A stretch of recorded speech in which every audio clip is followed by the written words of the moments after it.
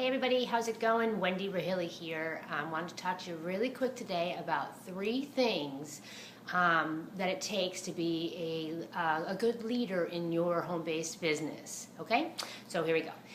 Number 1 is to make sure that you make yourself available as much as possible as you can for your team. Okay, this is usually done by, make sure you have at least a few ways for them to communicate with you.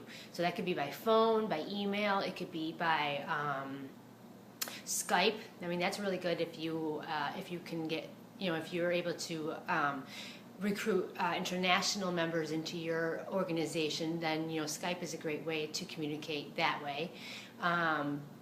Text, we have Facebook is another thing. I always make myself available on Facebook if for some reason I know I'm not going to be around the phone, or if I'm not going to be on Skype or something like that. Facebook is a good, or some kind of social platform like that where they have that chatting option that so just make sure you are open for people to be able to reach you. And for any reason they can't reach you, make sure you follow up with them as soon as possible. Okay.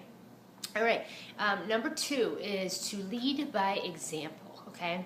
Don't be one of those team leaders that tell their team members to do one thing and then they go and do another, okay? If you're not willing to do something yourself, then don't go tell your team members to do it, okay?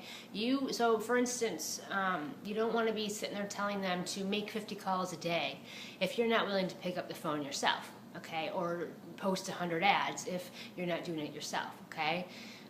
Normally what I do is I try something out first and then I tell my team what I find comfortable for myself to do, something I know I can do that won't take a whole heck of a lot of time, and then I just tell them to expand on that once they've done that. So, or I'll tell them to pick a couple strategies, get good at it, and then go on it and pick a few more. Okay, I never give my team anything more than I think they can't handle.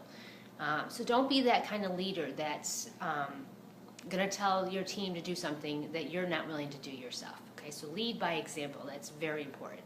Okay, and number 3 is be a sponge. Be willing to learn new things all the time yourself, because you want to get enough knowledge and skills and experience so that you can relay this onto your team.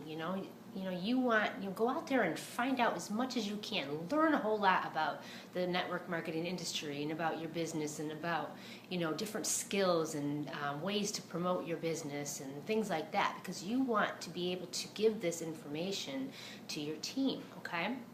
And share new ideas and strategies and stuff with your team. Like give them the links and the different pages where the resources are and things like that, so they can spread the word onto their team and so forth. Okay, so there you have it. Number 1, make sure you're always available. Well, as much as you can be, and give more than just one way to contact you. Try to give yourself, try to give your team at least a few ways to get in touch with you. For any reason they can't get in touch with you, be sure to follow up with them as soon as you can. Okay. Number 2 is to lead by example.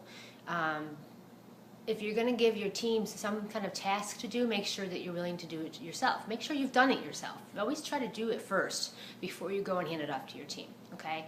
And number 3 is be a sponge. Constantly be learning new things so that you can help your team, and so you can be a resource for your team. You want them to be able to come to you for information, so they can learn from you and grow. Okay?